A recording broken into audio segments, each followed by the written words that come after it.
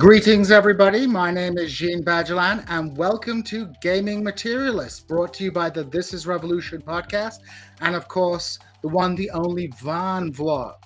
So, before we go into today's subject, let me bring on my co-host, the warrior of the left, the Muad'Dib of online socialism, C. Derek Varn. Welcome, C. Derek Varn. Hi. Muad'Dib. So I'm a villain in the end, is what you're telling me. Hey, is Muad'Dib a villain? Is he not a villain? Is he just a prisoner to circumstances? It's a long question, and not for today. So, let me introduce today's topic, and I'm actually very excited about today's topic. We are going to be talking about labor rights in the role-play game industry. We'll be discussing specifically the formation of the United Paizo Workers, which is going to be a labor union working in the company Paizo. In October, Paizo Publishing, the creators of the hugely popular Pathfinder and Starfinder roleplay game systems, voluntarily recognized the formation of a union amongst its workers. However, while many have praised Paizo's decision to not resist unionization, not everything was perfect in the paradise that is Paizo. There were claims that there were inconsistent hiring practices, pay inequality across the company, allegations of verbal abuse from executives and management, and allegations of harassment that were apparently ignored or covered up by people at the top. So we want to kind of discuss this situation and the specifics, and then perhaps talk a little bit more generally about the conditions facing a lot of the creative people that bring us roleplay games. So we have two wonderful guests, who I'm really excited to have here with us today to help us talk about this. We have Mark Scheffler, who is from the UPW, the United Paizo Workers, and Isis Wozniakowska. I'm terrible with Polish names. I really apologize. And she is a freelancer who works for Paizo, so she also has some information on the situation in the company. So let's bring on our two guests. Welcome, Mark. Hi there. And welcome, Isis. Hi. So I want to begin our discussion a little bit by asking our two guests perhaps to give us an update with what the situation is with the union and the labor situation in Paizo company. We had a lot of announcements at the end of October that, Paizo had recognized the union, and now there was a process of negotiation. But of course, our viewers will probably want to know a little bit more about how that is going on, what's moving forward as we head into November.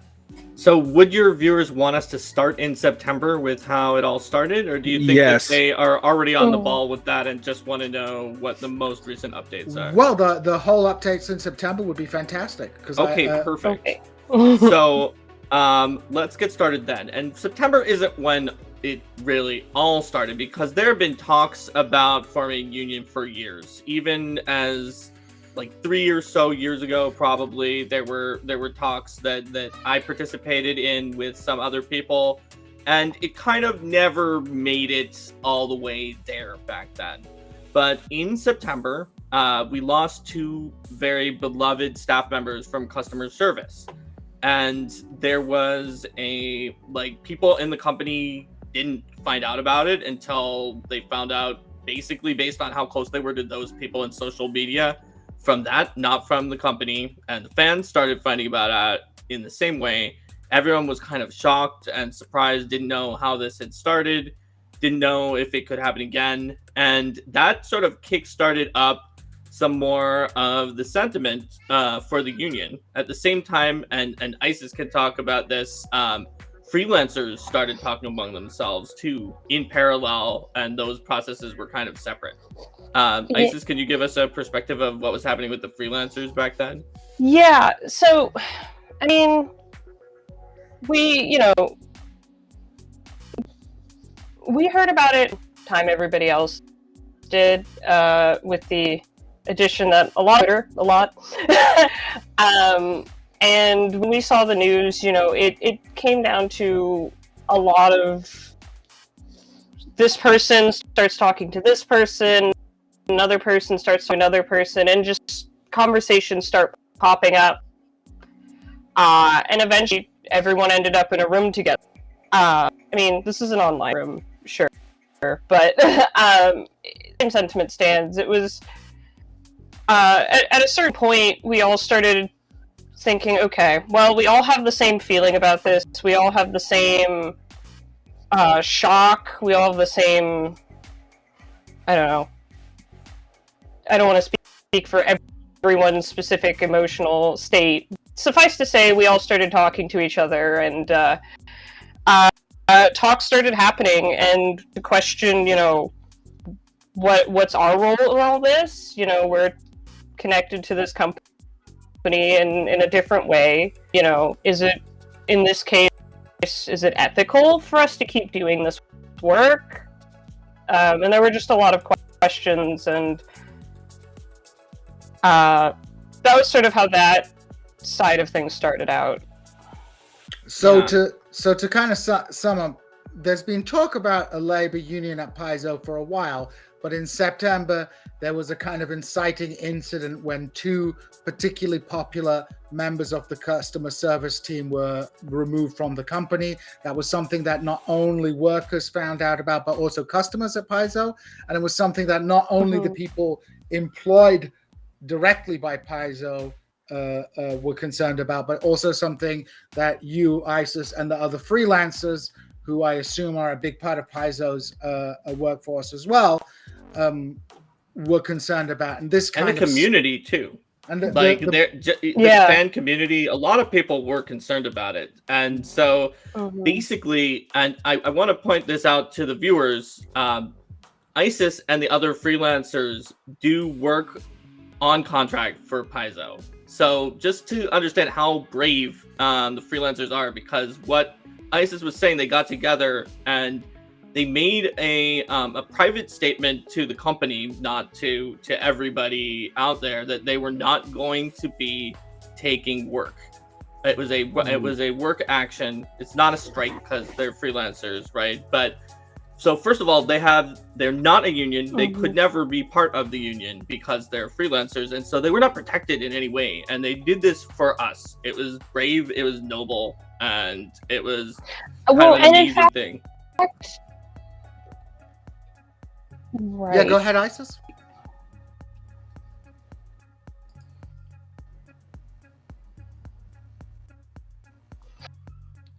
And can you hear us? Also, it's funny you mention that, because as it turns out, not only were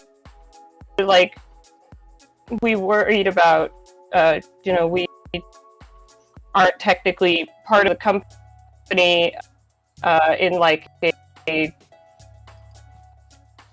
legal sense, but on top of that, we were also even a little worried that we might actually be hurting our coworkers or developers. But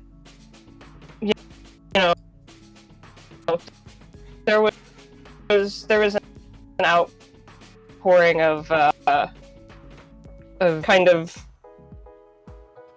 I don't know. There was sort of an outpouring of solidarity at the first GenCon talks, and we all were kind of pushed in the direction that that minded that the members of the company were on our side about all these sorts of things. Okay. Yeah. Okay. What Isis is saying, it was a scary time from both directions. Just like the freelancers were worried, right? We're not taking work. They're not even handing in the work that they had agreed to take, and they were getting worried whether we, the workers who hire the freelancers on freelance for hire, were going to get upset or have repercussions from that. And we were kind of worried on the opposite side because communication hadn't quite happened yet. did the freelancers not like us now? Do they feel bad about the workers? And we know they're asking for better situations here, but do they feel ill-used by the fact that we brought them If on? I can do And we quickly something found about out, just like that. Isis said, because there were live GenCon streams, and I was actually on the first one alongside Michael Thayer and Leo Glass.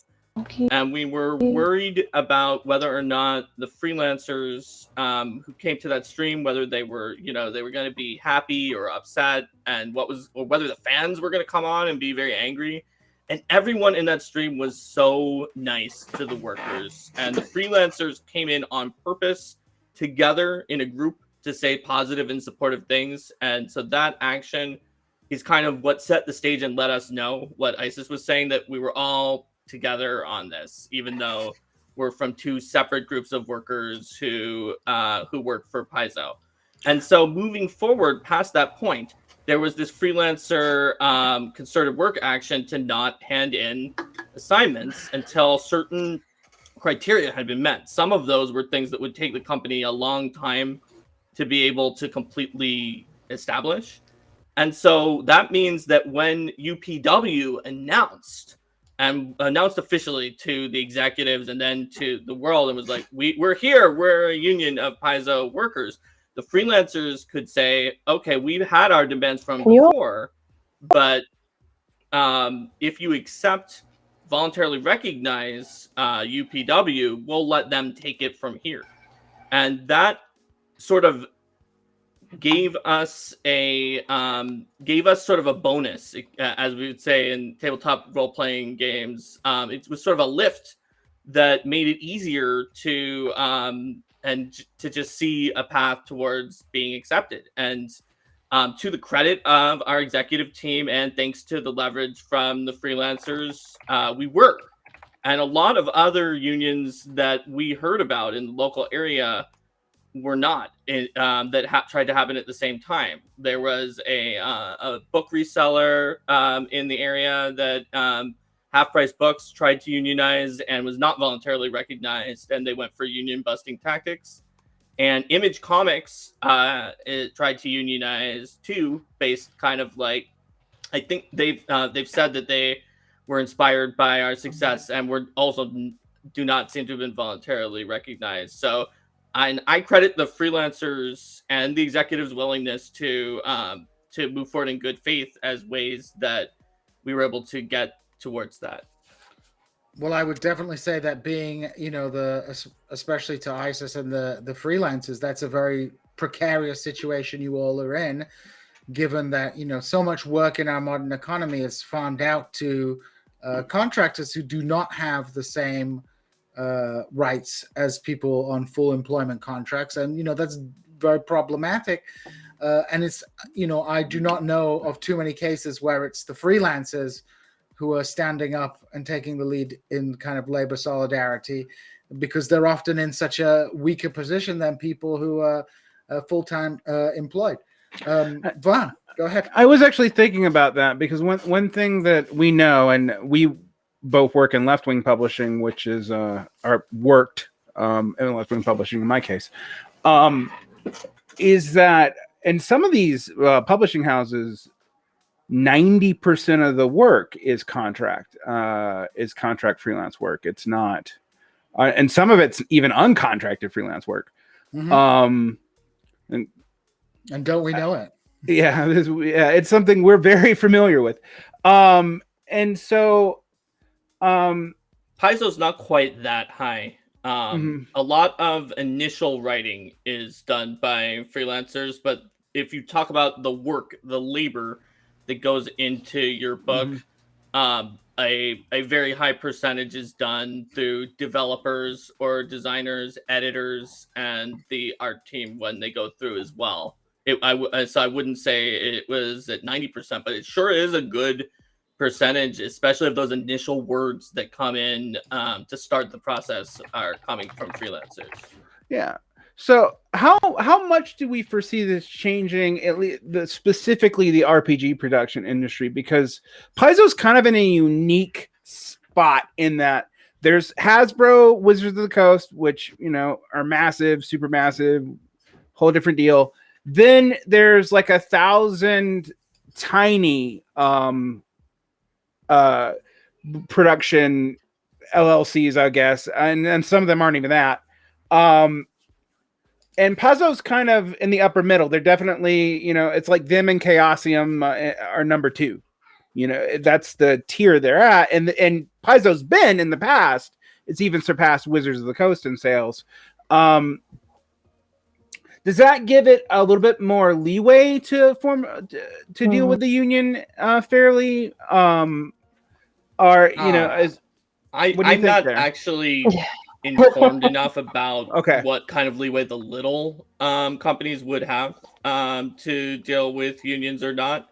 I kind of only know it from the Paizo perspective. You're definitely right that Paizo, in terms of both size, output, and generally sales, is solidly generally in second place in the tabletop RPG industry. But the behemoth and household name that is Dungeons and Dragons is also very solidly in first. And so I couldn't speak to what challenges are felt in the very small shops, but at least in Paizo, I think that the challenges that are going to happen there are because just some of us workers, not me in particular, but other members of the union have been in unions before in previous jobs. Maybe they were teachers, maybe actually several of them were teachers who were in unions before, but I don't think the management is familiar with union law, because if they've managed, they've mostly managed here or in a place that did not have a union. So a lot of that is going to be getting everyone informed, and the union has literature, and the company can hire a lawyer to help inform them on the other end and move forward towards a negotiation, which that's going to be coming up soon, and we're hoping it's going to be in good faith from both sides and be pretty productive. Isis, what about the situation then of freelancers in general? The freelancers who work for Paizo, do they generally exclusively work for Paizo, or are they often working for several different companies at once? It really depends. I mean, there are some of us who do Paizo contracts. There's some of us who do Paizo and other RPGs. There are some of us who do all sorts of other things. It's really not. It's not like a single way that we operate freelancer wise, but the majority of us, we do a relatively like probably a majority of our work would be Paizo, but even then, there are going to be mileage may vary on that. Yeah, for my own sake, I currently am mostly doing Paizo only, but I've also done some other stuff before. And keep in mind that a lot of us also have day jobs. Right. So we're not just, only writing for Paizo. Some of us are, doing regular things in our daily lives as well. So it's hard to pinpoint an exact, who's doing how much of what at any given time. But yeah, speaking of day jobs and the overlap, that brings another good point, which is that some of the freelancers that work for Paizo are also the workers at Paizo, because there are essentially 3 major things that as a union UPW is looking for. And one of them is wage increases to handle the fact that we're in a very, very expensive area that is rising in cost faster than anywhere else, and that we're not paid an amount that can handle that. And there are a decent number of spots that are below where MIT calculated the living wage. Right. Even in somewhere like the editorial department, where you have to have a technical skill to write or edit for it, that requires like a pretty significant job search for it, right? And so that's one of the 3. The second one is work from home indefinitely, and hopefully allowance to move somewhere else where it's not as expensive. That will maybe not force the company to give us as much more money while still allowing us to live, and try to save up for retirement or owning a home or starting a family, or all things that we can't do. And then the third one is more transparency. And so one of the problems with not getting paid enough is that Paizo is already a major crunch. There's crunch is a term in the industry and other places for when you have a lot of work and it gets bottlenecked, and you either have to work lots of extra hours, especially if you're salaried and they can just do that, or work the same number of hours but pour so much like psychic energy into it that you're more exhausted than if you had worked the additional hours to get it done. And at Paizo, you not only have that, but you have a second job for a lot of people where they have to take freelance from Paizo in some cases or other places to make ends meet. Now, the relatively good thing, and I say relatively, is that Paizo freelance rates are actually reasonably close to even Wizards of the Coast freelance rates for Dungeons and Dragons.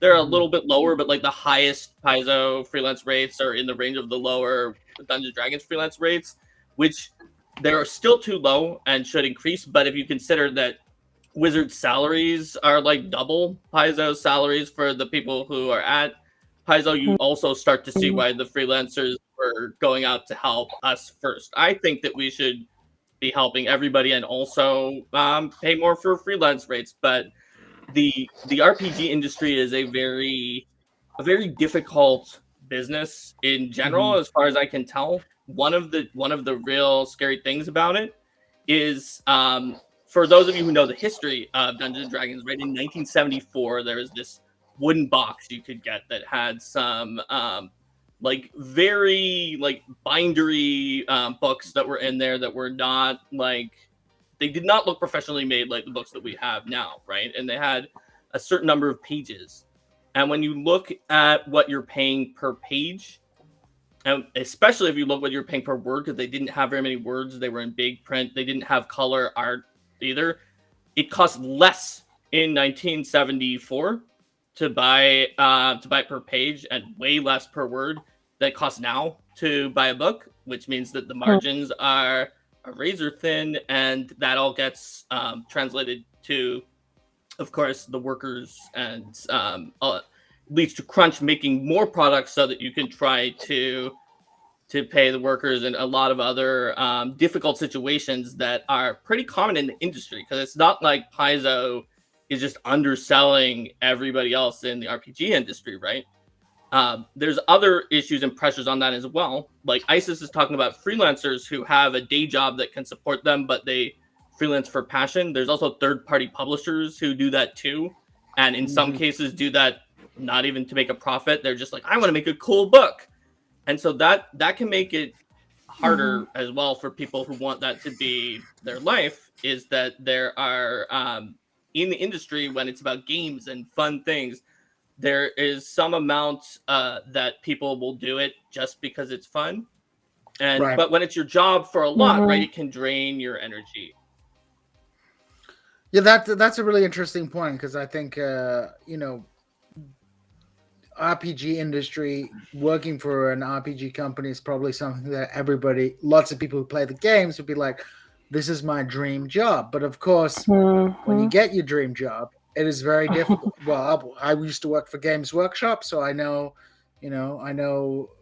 I liked Games Workshop as a hobby, but after working for Games Workshop, I needed to kind of break from the hobby, because it's very emotionally draining, because you're doing regular things. I have a very good friend who's a very big board games fan, and people always say, hey, why don't you make a board game? You're so experienced. And he's like, it's my rest thing. If I do it for a real job, it's going to be extremely difficult. So I can imagine the fact that you have so many people who are willing to do the job underpaid really makes it difficult to get the value of what your labor is. Yeah, and it's a problem for people who are underprivileged who want to get into the industry, because who can afford to do it while being underpaid more? It's people who have fewer student loans because of the fact that they came from a background where their parents could handle more of the cost of education, which you need in a lot of cases to be in the editorial department of a tabletop role-playing game. You need some kind of a degree. And so you're absolutely right. And it definitely is.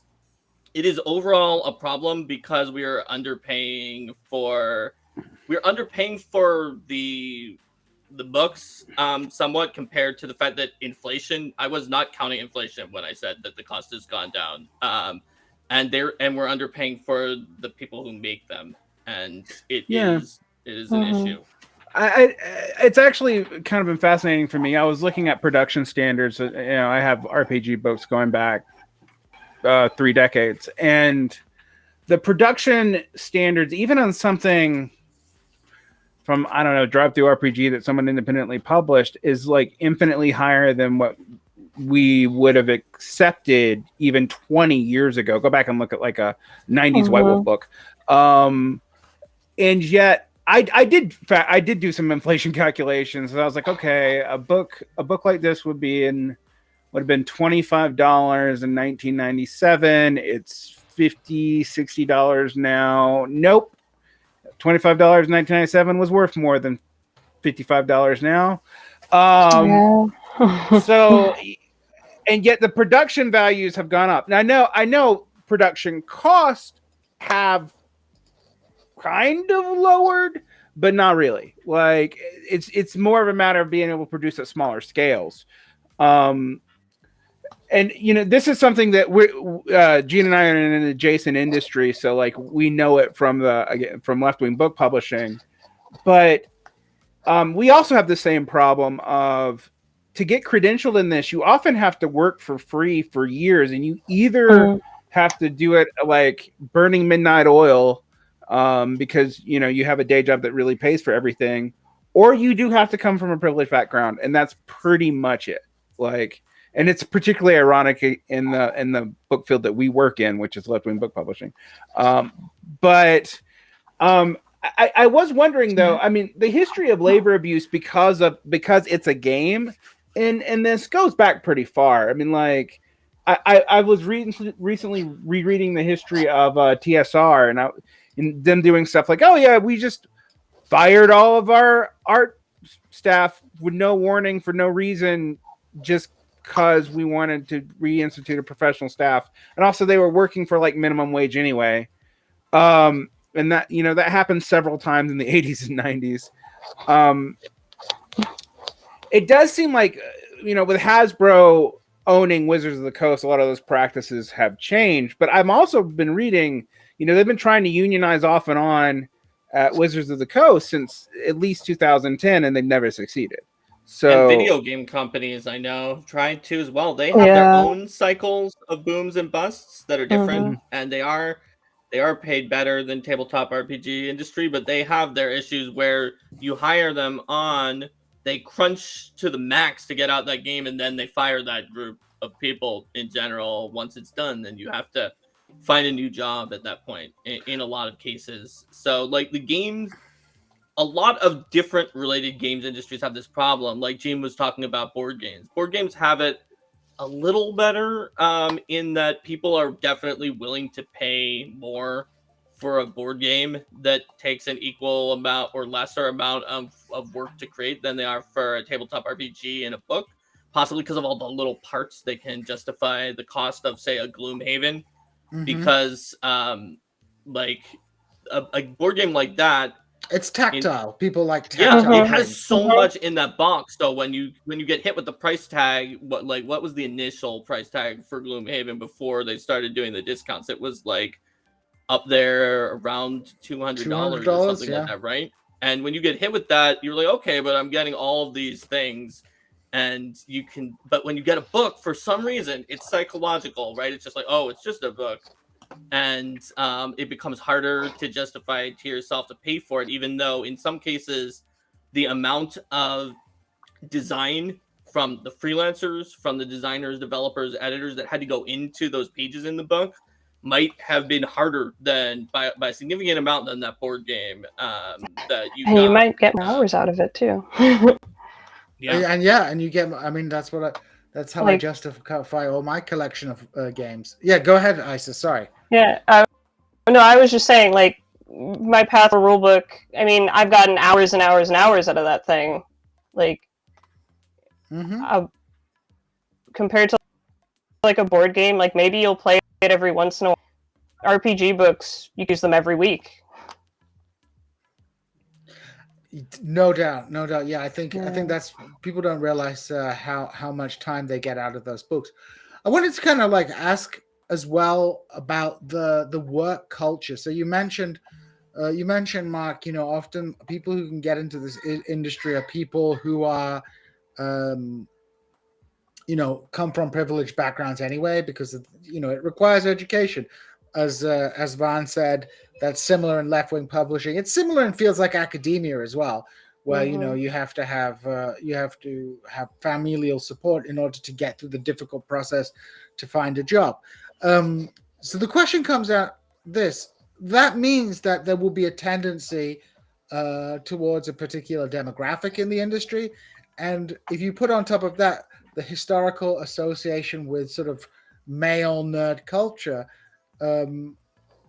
What kind of work culture issues do you think existed in Paizo and the industry in general, vis-a-vis minority groups, vis-a-vis women, trans people, homosexuals, groups that are generally, not within the, white male kind of field? Because roleplay games, especially in the last couple of years, have exploded in popularity amongst a variety, like all kinds of people, gender, race, all those, all those groups. It's no longer the culture it was back in the 1990s when Varn and I were doing that stuff. Or the 1970s when it was just dude bros without a college degree, even.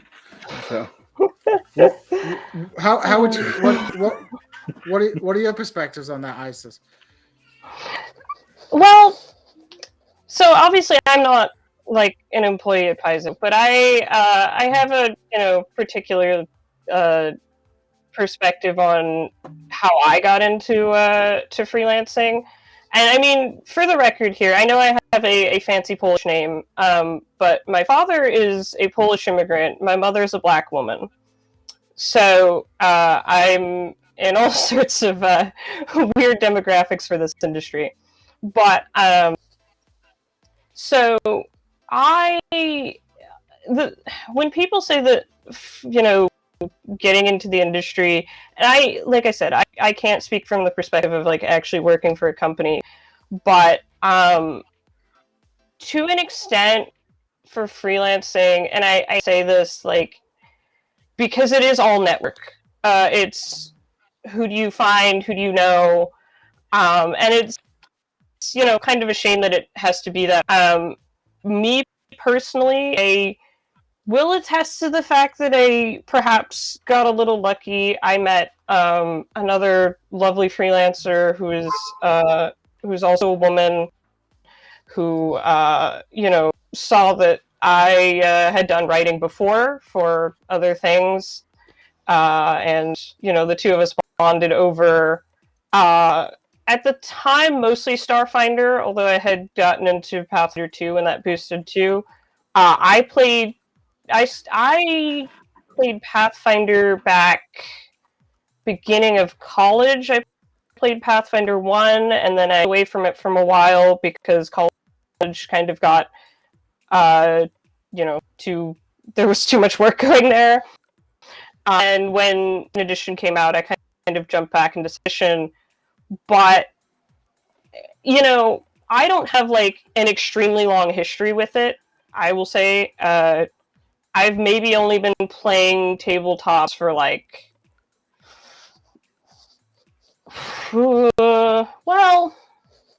maybe like 6 years. No, more than 6 years. I guess more like 8. But it was off and on for a long time. So, probably 2 of those years were me taking a break in college.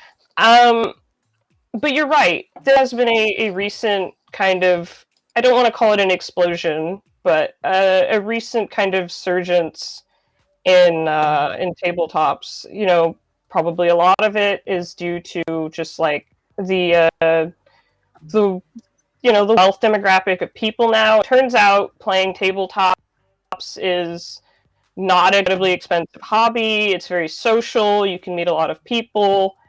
But there are some difficulties in, like, a lot of networking you get is conventions, and conventions can be very difficult for people from minority backgrounds. They may not have the money to travel to conventions. Or, you know, for me personally, I mean, this is just, you know, not speaking for anyone but myself, but like for me personally, sometimes conventions can be overwhelming because, as we've said before, there is a majority of generally white men who will be at these conventions, and sometimes that can be really intimidating for like a young woman, a young person of color. It can be a lot to have to take in at once. So, I mean, I got advantage of the fact that everything jumped online, and that was where I kind of got lucky that I got to build the network that way. And I also have to give my major thanks to Logan Bonner, who brought me in on my first project, trying to find more voices. So, you know, much love to him on that. So, I can talk about it a little bit more from a perspective of being at Paizo, but I think ISIS has it kind of exactly right on how it can feel for when you're networking in as a freelancer and in the sort of the population in general of players. So what we're looking at when you look at the population of gamers, in a lot of cases, you might expect that you have, you know, somewhere between 2/3 and 3/4 male, somewhere between 2/3 and 3/4 white, and possibly correlated with an overlap between those, such that, like I just said, it might be slightly majority white male overall across the entire demographic, and in some areas and places, way more than a majority white male, right? And that's what the player base kind of roughly is. I mean, I'm sure that there's more information out there than I would have on that. That's a ballpark, right? So then you also have the question of, what do the companies look like? At the top level, a lot of companies look kind of similar to that, because also, you know, who's been around enough to be at the top level. For instance, like Paizos, like major executives are like the CEO and founder is a woman. All the rest are white men. So it's around in that area. But when you look at two other metrics for Paizo, Paizo is way more diverse than that. And that is in the workers at Paizo, and that is in the freelancers at Paizo. Both the workers and freelancers at Paizo, especially when you go beyond white men and are asking, are we talking about cis het white men or something like that? Paizo has an extraordinarily high number of LGBTQ IA staff members, and has much better diversity than those numbers I was quoting you before among staff, and has freelancers from a lot of very diverse backgrounds and perspectives as well. And we didn't always. And that's something that the staff on the level of the workers have reached out to try to get more diverse voices who can join and talk authentically about certain kinds of topics that we think are really important.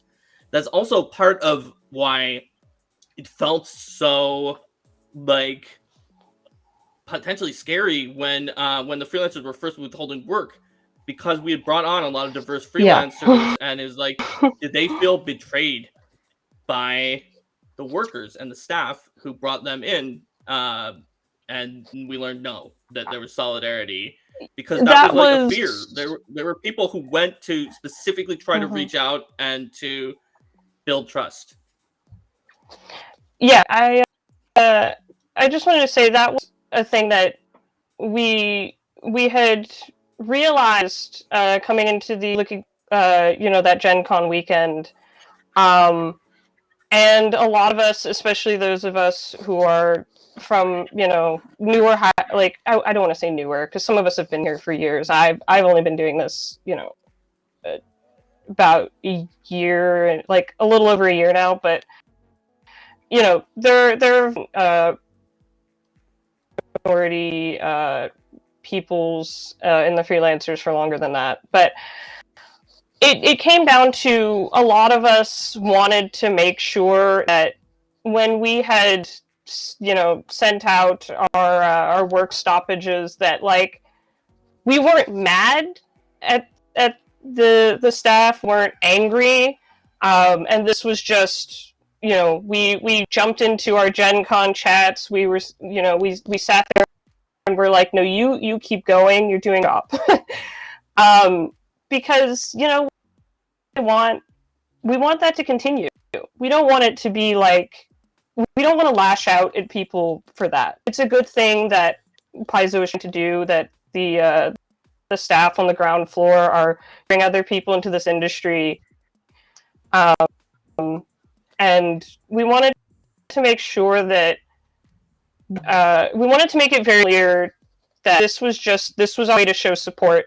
This was not anything against them. Yeah, I mean, that makes total sense. Vaughn, you wanted to ask something? Go ahead. Yeah, I've been thinking about the one thing that's interesting about, again, this is Paizo's kind of unique because it's a legacy name and RPGs, but it's younger as a company compared to, say, even White something White Wolf is dead, but Onyx Path, which is I guess is one of the two White Wolf successors, or even something that does subsidiary publishing for D&D, like Frog God Games or a Cobalt, which actually have longer histories than not than Paizo. I don't think that they. Yeah, I think Frog God split off Necromancer and probably is not older than Paizo, but yeah. But all these, but the people who run them have been in the gaming industry since a lot of times since I was born, and I'm in my 40s. So that's fair. Yeah. So people one thing who run Paizo have been in the industry for a while too. Mm-hmm. Lisa Stevens and Vic Wirtz were at Wizards of the Coast, and like the reason they were able to like kind of afford to run Paizo was that they could have afforded to retire on like they were around when Pokemon cards were going around, and I think they made a lot from that, and then they saw that like a branch of Wizards of the Coast was going to get laid off, and they were like, can we do this? We'll put down money to do it. Like, so the early days of Paizo was a small, scrappy company that was just like founded with the idea of saving some particular jobs and doing the work and figuring things out. At some point, Paizo has grown to a much larger size, and as is clear at this point, potentially not learned all the lessons and built all the infrastructure necessary to support workers in this larger size that it is now. But it definitely did have its roots in people who've been in the industry for a while. Okay, so it is. I think Paizo though is different in the fact that it had massive success particularly during the time period of D&D 4th Ed. Being able to use its. I mean, because a lot of people used to think of it as a continuation of 3.5 D&D, even though that's not really fair, and it's definitely not true after second ed. But it's an interesting niche that it's. When I say it's unique, it really is unique, because I'm even thinking about the other big companies. One thing about the RPG world is whole companies disappear fairly quickly. Yeah. I think one of the bigger surprises was the utter collapse in White Wolf in like 5 years. Like it was just, it went from its top of the industry to non-existent.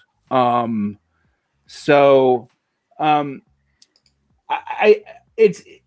Do you think that's why there's so few unionized shops? Or there's not like a That could freelancers be guild or part of anything it, like that? right? Yeah. I think the fact of the matter is that when you're a really tiny shop, and this is a guess, I said before I don't have any data on the really tiny shops, but that when you're a really tiny shop, you might be like that scrappy starting Paizo, where you're just like 5 to 10 people and everybody knows each other and they're just all burning the candle on both ends together and trying to get things to work. Whereas when you get bigger, like Paizo, you get to a point where there are certain people who are workers, like Pathfinder Second Edition. It's a lot of fun. It is a massive success. But part of getting that to work and to come out on time, right? Like I was doing 100-hour weeks. Sometimes there was one 30-day period where I took one day off. I had the misfortune that someone pretty high in the company came in on that day off. It was a Sunday. Gave a pizza party to everyone that was there and then praised them on Monday at the Monday meetings. Like they came in on Sunday and then named them all by name. And I was like, that was the only day I took off this 30-day period. Whoops. Working through the holidays. When I went home for the holidays, I brought my work with me and just like kind of sat around on my computer, like with other people who were there just doing it and working really hard to get things out. But you get to a point when you're big enough, right, that you have people doing that. I'm not a unique story. I can just only speak for myself. I know I've seen other people working just as hard. But then you have some people who maybe don't visibly appear to be earning the Kindle as much on both ends as much, or are higher up in the company and are being compensated enough more than the baseline of this very expensive area. So I think that's what gets you brewing towards where a union can be helpful, is when you get big enough that the communication, it falls apart on its own, and you get to a point where you don't have enough transparency to just have the only 10 or 5 people working at the company all just get together and talk and be like, hey, did you see that Jill just put in 100 hours? Maybe we should do something about it. But once it gets big enough that things can get lost over multiple levels of the company and then have nothing happen, a union is helpful because it can bring together all of the voices of the workers. And to the credit of Paizo, like Paizo has gotten better even before the union somewhat at listening to when a lot of workers have the same ideas, either at a meeting or otherwise. Like, for example, one of the very popular ancestries in Pathfinder Second Edition is the Leshy. So we had a meeting that was promoting which ancestries would be in, and we have a person at Paizo, my partner Linda, who really likes Leshy. She didn't want to say it because she knew she was stereotyped as liking them, so I suggested Leshies on behalf of some of my teammates. And if we had been at Paizo when I started, the fact that all 3 of the most senior people in the room immediately said they didn't like Leshies would have been a kiss of death. But even at that point, everyone else wanted it, like the entire rest of the editorial staff who were there. And they said, this isn't for me. But if literally everyone else, one person wanted Gripply, I won't say that he voted the way that he didn't. But if literally 19 out of other 20 people want it, we'll do something that's not for us. And that's good. But sometimes it took more than that. To give an example that I've said in another interview briefly, it's a really minor point. It's not even something that's a big deal for us, like wages or moving. But there was a point in time where, if when you're writing a book and you put in like a new character or an NPC, right? You could potentially put information about that NPC. Like in parentheses, you might say, oh, well, they're a 10th level fighter who's a human. But sometimes you want to have a character that's mysterious, like Tom Bombadil in Lord of the Rings, and it's just like, I don't know what this person's deal is. Maybe he's actually really powerful, maybe he's not.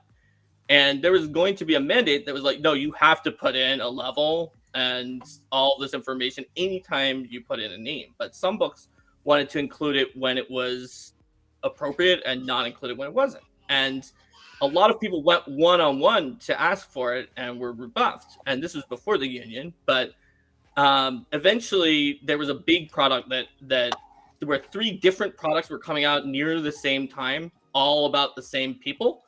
And so when some of the teams were rebuffed saying, well, maybe we can just hold off because other books are coming out at the same time, we got together a group of all three of the books and said, okay, we need to work together to figure out what this information is, because it's going to have to be the same in all three of our books. And one of them was an adventure.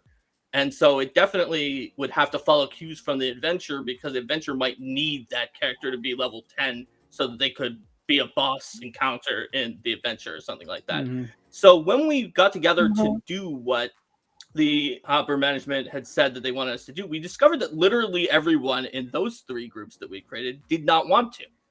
And it wasn't just us, one person. And then we discovered that literally everyone that was not in those three groups, that was on those teams with those people, also didn't want to. So one person from the staff sent a message that was like undersigned by literally all of the designers and developers that said we want to do it with discretion when it makes sense and not when it doesn't make sense. And the executives were like, yeah, okay. And that shows how just like being it was explained why we wanted to do it in examples. It shows how being rational and polite and doing collective action can help. And that's how we imagine that the union is going to help, right? It's not formed.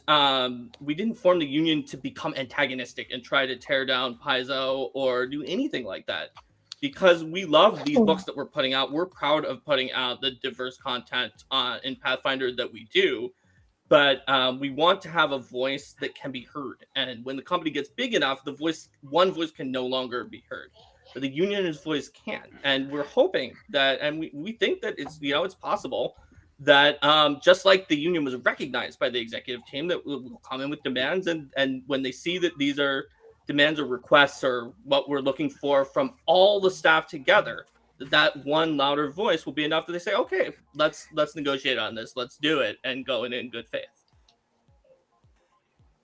Follow that? Yeah. The one thing I would say is Paizo has gotten a lot of positive press for this, and I'm rightly so, I think. Because it is so rare in the publishing industry as a whole, not just in the RPG industry, for there to be any recognized union, anything. Going forward, do you think this, because the concerns will be, if I'm thinking as a dirty, rotten capitalist right now, which we don't tend to do here, but I'm going to put on that hat. In a business as low profit margin as RPGs, and that's like kind of something that we've all kind of strongly implied, but we all know that like even a profitable, successful company like Paizo, the profit margins are not large, and they only get worse as you go down.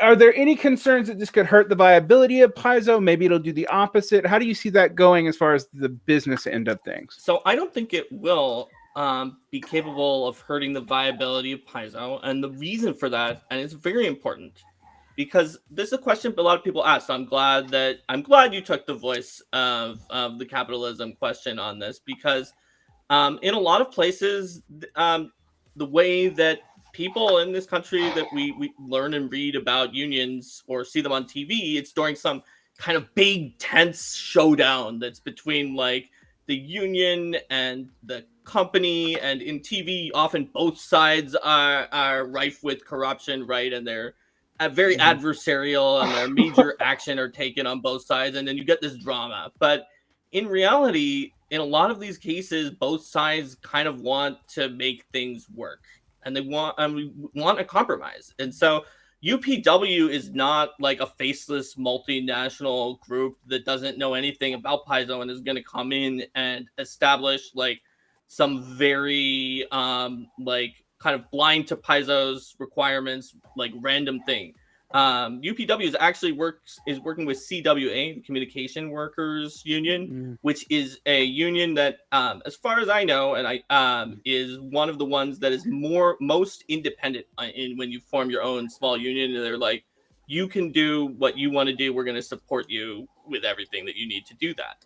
And so the reason why the union is not going to or shouldn't hurt the viability of the company is because the union is attempting not to hurt the viability of the company. So if during the negotiation Paizo says, well, look, you asked for this much, in a living wage in the area, and we'd like to, but here we'll show you the financials, because right during a negotiation, financials and other information can come out onto the table and be shown to the union to help justify and make a kind of make an argument. So they'll be like, we'll show you, we don't have it, and we'd like to, but we don't. And so let's say that they do that, right? So the union is not going, if the union looks at it and does all the analysis and can't come up with anything other than, no, you're right, there literally isn't any money, then the union is made up of these extremely creative staff, just highly skilled members of the operations team who keep the company running on operation, and tech team members, people from all over Paizo. And these are the creative people who come up with a lot of the ideas. So we'll come up with some kind of an idea. I mean, we already kind of said, and I said in the interview, that letting people move to a cheaper place is something along the way, right? So we will go back if we find out that exactly what we're asking for isn't possible. We're not going to say, well, too bad, right? I guess there's no Paizo, then we're not gonna agree.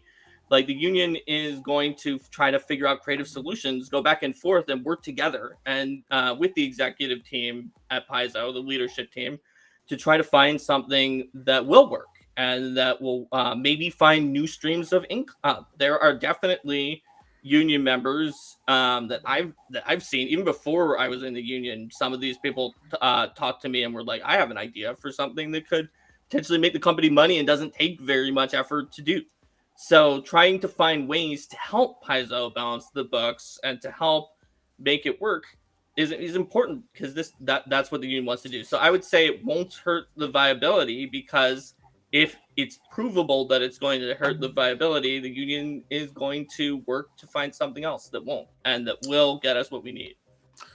Well, we're running up against the hour time limit. So before we go, I thought we would just ask you perhaps to give us some recommendations about exciting role-play game stuff that you have been checking out and you think our audience might want to check out. Anything exciting in the pipeline that you can let us know about, or anything that you have come out recently that you think is super interesting, whether from Paizo or not? Isis, do you want to take this one first? That's a difficult question. If you need time to think, I can give some random Paizo ones.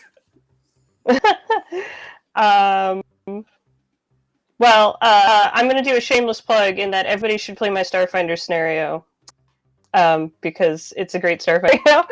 But what's it called? Name it. What's it called? Starfinder Society. The number is 3-21. Frozen Ambitions, Jules Blight. It is actually part 4 of a 4 series, though, the Frozen Ambitions series. So you have to kind of look into the whole thing. But maybe they shouldn't play that without any of the other parts. Yeah, play all 4 parts. Yeah, play all 4. It's a good series. Mark, anything you'd recommend for us? Sure. So one thing about Paizo that I said before with the crunch is that we put out a lot, and there's a lot of really, really good content that's been coming out from Paizo. From Secrets of Magic, which has like all sorts of things from like treatises about the philosophy of magic in the setting, to magical spell catalysts written by Isis that let you you throw them into your spell and it does some extra effects. Secrets of Magic is really cool. On the other side, if you're more into steampunk and gears, there's Guns and Gears, which has guns and also it has gears that you can put into your game as much or as little as you want. You can put just the guns, you can put just the gears. Both of those are out. There's Lost Omens Mwangi Expanse, which is, in my opinion, it kind of sets a gold standard for how to do a setting book that is in not your traditional Eurocentric fantasy, and sets the bar high for Paizo to have to be able to continue to keep up next time we have a book that is in an area like that. Mwangi Expanse is sort of set in an area that is very akin to sub-Saharan Africa, and it has just a really huge amount of cool stuff. Lost Omens Grand Bazaar is a book that came out that has just a bunch of shops that you can throw into your game and special items that you might only be able to find at that shop that the shopkeeper can get for you. And the shopkeepers are so cool. And then coming out soon, we've got a bunch of other things coming out. So there's going to be Lost Omens Monsters of Myth, which has like really mythical monsters with legends about them and like special rules that you can use involving that monster. We've got Book of the Dead, where you can play as undead, or it's also got a bunch of undead in there. There's all sorts of, there's an undead adventure. It's got everything you need about undead, plus a really evil and scummy undead ghost necromancer who wrote a book called Book of the Dead in the setting, has like narrator voice where he'll go on and on about how he's such a tech bro for magic and necromancy. And then we also have next GenCon Dark Archive, which is a big exciting new book with lots of little case files, mysterious weird things, including something that I think a lot of people are going to like that is also written by ISIS, and 2 new classes, the Thaumaturge, who pull out lots of little weird objects and create connections between everything in the world around them, and the Psychic, which are your typical psychic, you know, they can read minds or do a telekinetic throws and things like that. So there's a ton, and that's not all. That's like a third of only the Pathfinder stuff. And so you guys are busy. Well, I do have a quick little Pathfinder story. My colleague David Romano, shout out to David Romano, he managed to convince his local synagogue, where he's a teacher at the synagogue, to let him teach the Hebrew class through Pathfinder, where they have to go, where they have a magical porthole where they go back to ancient Israel and have to speak Hebrew to people.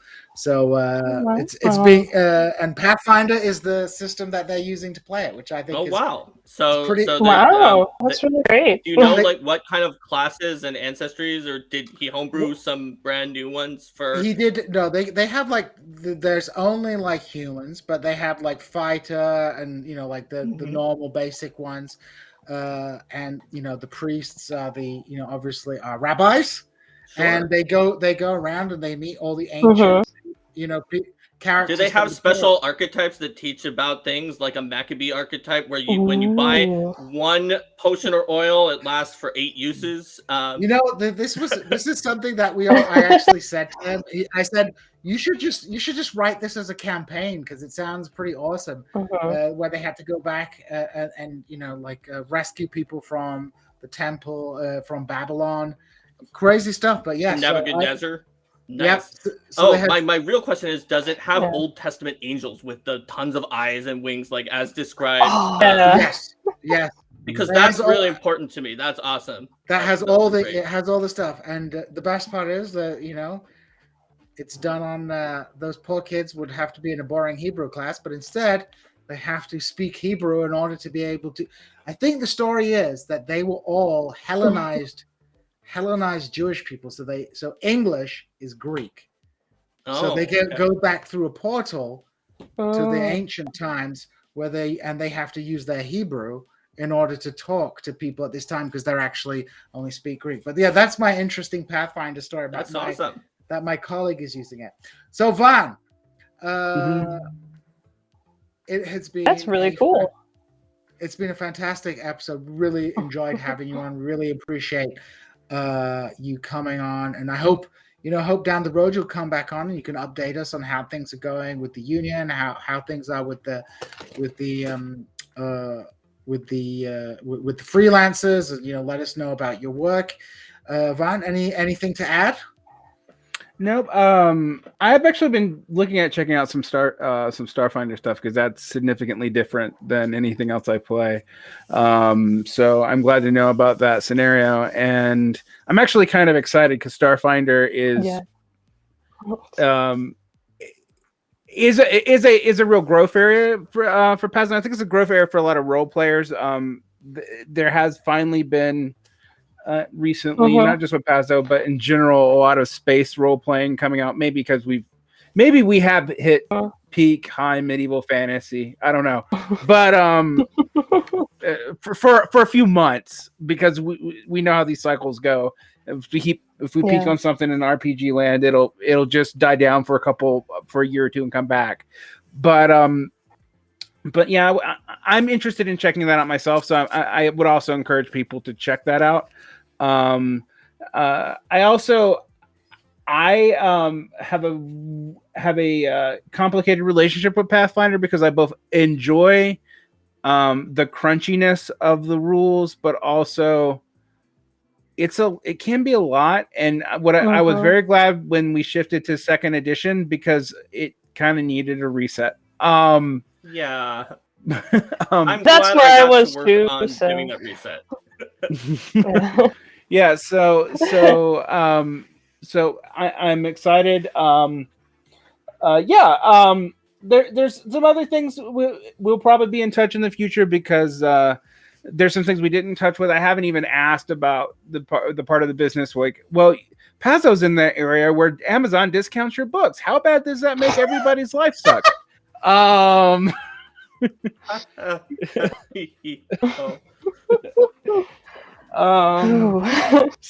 yeah, because oddly enough, the smaller companies actually doesn't happen that much with, because they're so small. But yeah,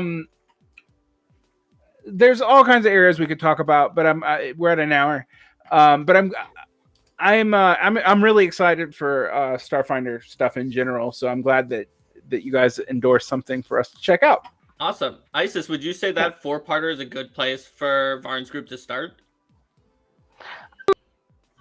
I think it's certainly, like, I don't want to over-recommend it. I think it's a great 4-parter. It starts at level 1.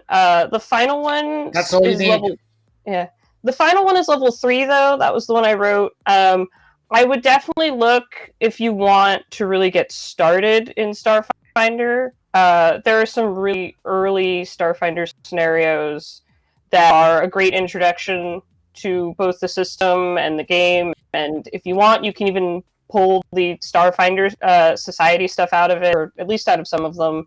I've done it before. I introduced some of my players in a home game using, I can't remember the number for it, but the scenario called Acts of Association. It's a great scenario for just starting out. You show a diplomat around Absalom Station. It's a great. Yeah. Something tells me that Fly Free or Die adventure path might be up the political alley of your group, yes. Given that it's the massively anti-capitalist sort of rogues and misfits who are trying to get by. There you go, Varn. You've got yourself some space revolutionaries. Yeah, that'll be fun. Some space revolutionaries. We just better not let Pascal play, because he'll just get the machetes out and start just taking down everybody. Yeah. So I am we have a colleague, Pascal. I don't think he's ever played a role play game, but I would doubt it. I would doubt it, but I definitely think he would be a murder hobo if he was going to play a game. So we are recording this, guys, in advance. So all you watchers and listeners out there, we are recording this on Friday the 12th, but it is being broadcast on Wednesday. So for all you This Is Revolution people, because I'm in the past talking about the future, yesterday, not my yesterday at this moment, but the yesterday where you're watching me, you will be able to check out our discussion with Sam Cedar from the Majority Report. And on tomorrow, not my tomorrow, but your tomorrow in the future, you will be able to listen to Chelsea Schleiber, who is going to be talking about her book on the Haitian Revolution. So that's what's going on at This Is Revolution, yesterday and tomorrow in the future. And also VarnVlog. What's happening at VarnVlog? VarnVlog, there will be nothing on the YouTube channel before this, but there will be 2 podcasts released, one for patrons, which will be a special roundtable on the movie network, which also feels relevant to all these discussions today, but for different reasons.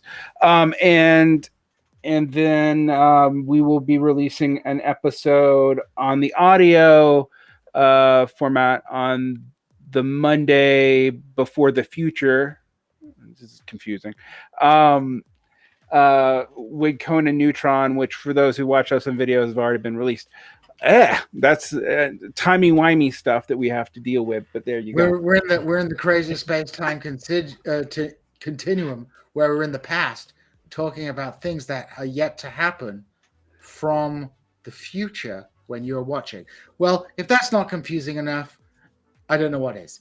So thank you once again to our guests. And as we say on This Is Revolution, we are just like the new Starfinder class coming in Galactic Magic.